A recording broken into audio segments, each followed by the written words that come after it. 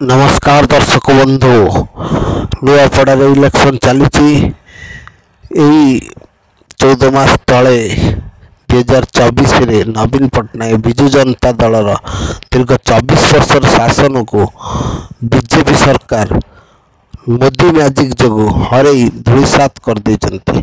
यार कारण हूँ पांड्यान कारण पांड्यान जो राजेंद्र ढोलिका मरीजा जो तो उपनिर्वाचन होपणकर नुआपड़ा जितिया नवीन पट्टनायक संपूर्ण शक्ति लगे किंतु यही 16 मास पूर्वर 2024 नवीन पट्टनायक लोके प्रत्याख्यान कले। तार कारण कौन?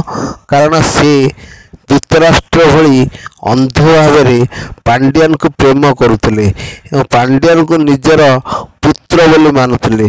जमी दुर्योधन को अंध भाव भल पाउले तांकर बापा धृतराष्ट्र, तेणु धृतराष्ट्रंकर अंध प्रेम जो जमीती कौरव वंश बुड़ी जाइला से भाव में ओडिशार राजनीति रे नवीन पट्टनायक राजनीति बंधे बुड़ी जाइला।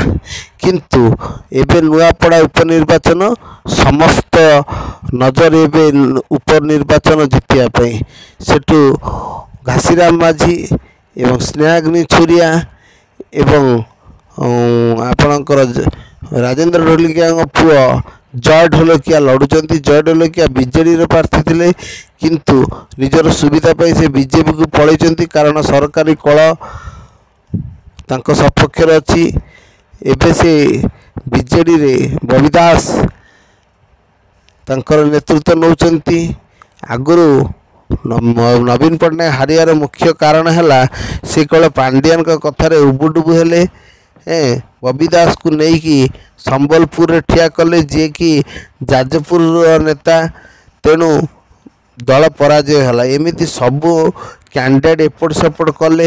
एक्चुअली नवीन पट्टनायक निजे भी जानती कौन चली, कारण नवीन पट्टनायक तो संपूर्ण भाव में पांड्यान को भल पाउले, तेणु पांड्यान जहाँ चाहिए ता कले, जहाँ फलस्वरूप बीजेडी 21 एमपी सीट्रु 21 जाकर बीजेडी हारी 20टा सीट नहीं बीजेपी, गोटे सीट नहीं कांग्रेस।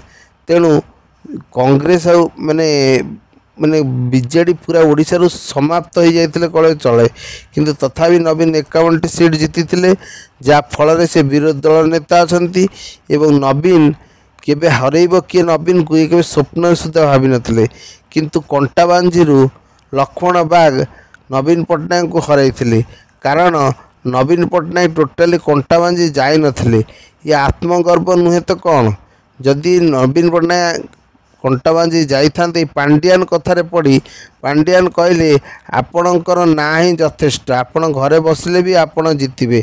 पांड्यान एमिति करियार मुख्य कारण होची से बीजेडी रे थिबा 10,000 कोटी टंका पार्टी फंड किपरि नवाई से चिंता करुले एवं पांड्यान को एमिति भल पाउले जमिति धृतराष्ट्र तांकर पुओ दुर्योधन को भल पाउला। पांड्यान को से भल पाइबा द्वारा आज बीजेडी बुड़ी जाइए, किंतु नुआपड़ा रे पांड्यान को नवीन छाड़ी नांती, नुआ स्ट्राटेजी रे आरंभ करिसेंती, भल फाइट करिवे, नुआपड़ावासी नवीन को ग्रहण करेंगे।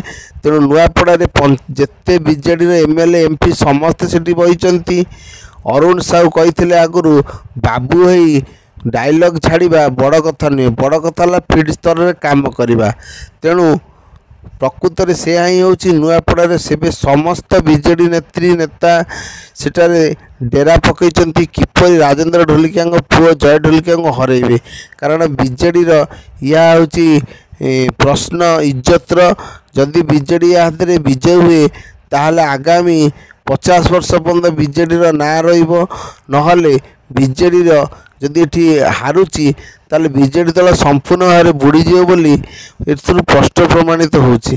कारण जदि बीजेडी दल हारी जाए बीजेडी नेता मानकर भी बीजेडी प्रति आउ माने विश्वास हेनी, से माने अन्य दल को पलि आसी। एमिति बीजेडी अधे नेता बीजेपी रे जॉइन करी तांकर एबे भल पद पदवी रे ରହିଛନ୍ତି। ଯେମିତି ଶ୍ରୀକାନ୍ତ ମହାପାତ୍ର ହୁଅନ୍ତୁ, ଆକାଶ ଦାସ ହୁଅନ୍ତୁ, ସେମାନେ ଏମଏଲଏ ସିଟ୍ରେ ଠିଆ ହେବେ ବୋଲେ ଏବଂ ଜିତିଲେ, ଏବଂ କିଛି ନେତା ହାରିଛନ୍ତି ଅରିନ୍ଦମଙ୍କ ଭଳିଆ। ତେଣୁ ଇଏ ସବୁ ପାଣ୍ଡିଆନଙ୍କର ଚାଲ ଥିଲା। କେତେ ଭଲ ଲୋକ ପଇସା ନେଇକି ସେ ବିଜେପିକୁ ସପୋର୍ଟ କରିଛନ୍ତି ବୋଲି କିଛି ମିଡ଼ିଆ ହାଉସ୍ କହୁଛନ୍ତି। ଏ କଥାରେ କେତେ ସତ୍ୟତା ଅଛି ଏହା ତ ଆମେ କହିପାରିବୁ ନାହିଁ, କିନ୍ତୁ ବିଜେଡ଼ି ହାରିବାର ମୁଖ୍ୟ କାରଣ ପାଣ୍ଡିଆନ। ଦୟାକରି ଚ୍ୟାନେଲଟାକୁ ସବସ୍କ୍ରାଇବ୍ କରିଦିଅନ୍ତୁ, ଲାଇକ୍ କରିଦିଅନ୍ତୁ, ବେଲ୍ ଆଇକନ୍ଟି ଦବାଇ ଦିଅନ୍ତୁ, ଯାହାଫଳରେ ମୁଁ ନୂଆ ନୂଆ ଭିଡ଼ିଓ ଆପଣଙ୍କୁ ଦେବି। ପ୍ରେମ ପଟ୍ଟନାୟକଙ୍କ ପୁଅ ଅରୁଣ ପଟ୍ଟନାୟକ ଆସି ନୂଆପଡ଼ାରେ ଫେରେ ରାଲି କରିବେ, କାରଣ ନବୀନଙ୍କର ଉତ୍ତରାଧିକାରୀ ହେଉଛନ୍ତି ପ୍ରେମ ପଟ୍ଟନାୟକଙ୍କ ପୁଅ ଅରୁଣ ପଟ୍ଟନାୟକ। ଏହା ନବୀନ ଘୋଷଣା କରିସାରିଲେଣି ଏବଂ ଅରୁଣ ପଟ୍ଟନାୟକ ମଧ୍ୟ ନୂଆପଡ଼ା ଯିବେ ତାଙ୍କର ପ୍ରଚାର କରିବା ପାଇଁ। ତେଣୁ ଏବେ ବିଜେଡ଼ି ସୁଦୃଢ଼ ଭାବରେ ରହିବ, କାରଣ ବିଜେଡ଼ିର ମୁଖିଆ ମିଳିଯାଇଛି। ବିଜେପିର ଉତ୍ତରାଧିକାରୀ ଯେଉଁ ପାଣ୍ଡିଆନ କହୁଥିଲେ ସିଏ ଏବେ ଆଉ ନାହାନ୍ତି। ସିଏ ଏବେ କେଉଁଠୁ ଯେମିତି ଚାଉଳର ଅଗାଡ଼ୁ କାଢ଼ି ଫୋପାଡ଼ି ଦିଅନ୍ତି, ନବୀନ ପଟ୍ଟନାୟକ ମଧ୍ୟ ପାଣ୍ଡିଆନକୁ ଅଗାଡ଼ି କରି ଫୋପାଡ଼ି ଦେବେ। କିନ୍ତୁ ଏଇଟା ଧୀରେ ଧୀରେ କରିବେ, କାରଣ ରାଜନୀତିରେ ତାଙ୍କ ପାଣ୍ଡିଆନଙ୍କ ପାଖରେ ଯେତିକି ନଲେଜ ଅଛି, ସେ କ'ଣ କ'ଣ ଜାଣିଛନ୍ତି ଆଉ କ'ଣ ପାଇଁ ଏସବୁ କଲେ। ତେଣୁ ଧୀରେ ଧୀରେ ତାଙ୍କୁ ଆମେ ଦଳରୁ ବାଇକଟ୍ କରିବେ। ଏହାର ସ୍ପଷ୍ଟ ଉଦାହରଣ ଆପଣ ନୂଆପଡ଼ାରେ ପାଣ୍ଡିଆନକୁ ଦେଖିବାକୁ ମିଳୁନାହାନ୍ତି। ନବୀନ ଏକାକୀ ତାଙ୍କର ପୂର୍ବତନ ମନ୍ତ୍ରୀ ଏବଂ ବର୍ତ୍ତମାନ ଏମଏଲଏ ଯେଉଁମାନେ ଅଛନ୍ତି ସେମାନଙ୍କ ପରାମର୍ଶରେ ଚାଲୁଛନ୍ତି। ତେଣୁ ନୂଆପଡ଼ା ବିଜୟ ହେବା ପାଇଁ ନବୀନ ସମସ୍ତ ପ୍ରୟାସ କରିଛନ୍ତି ଏବଂ ଏହା ପ୍ରଭୁ ଜଗନ୍ନାଥ ଚାହିଁଲେ ହିଁ ସଫଳ ହୋଇପାରିବ। କାରଣ ଯେଉଁ ଦଳ ଥରେ ହାରିଯାଇଥାଏ ସେ ଦଳ ଫେରେ ସରକାରକୁ ଫେରିବା ବହୁତ କଷ୍ଟକର, ତେଣୁ ବହୁତ ସମୟ ଲାଗେ। ଯେମିତି କେନ୍ଦ୍ରରେ ଆଉ ଗୋଟେ କଥା ହେଉଛି, ଆପଣଙ୍କର ବିଜୁ ସ୍ୱାସ୍ଥ୍ୟ କାର୍ଡ଼ରେ ମହିଳାମାନଙ୍କ ପାଇଁ 10 ଲକ୍ଷ ଥିଲା ଏବଂ ସ୍ତ୍ରୀ ଲୋକ ପାଇଁ 5 ଲକ୍ଷ ଥିଲା, ମୋଟରେ 15 ଲକ୍ଷ ଥିଲା। କିନ୍ତୁ ଆୟୁଷ୍ମାନ କାର୍ଡ଼ରେ ଟୋଟାଲି 5 ଲକ୍ଷ ଅଛି, ଯେଉଁଟାକି ବିଜେପି ପାଇଁ କାଳ ହେବ।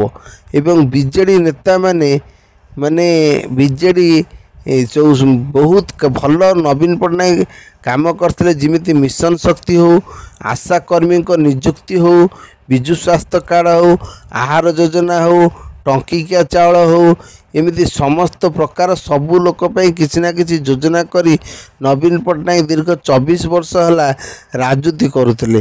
କିନ୍ତୁ ଏଇ ପାଣ୍ଡିଆନଙ୍କ ଯୋଗୁଁ ତାଙ୍କ ଦଳ ଧୂଳିସାତ ହେଇଛି।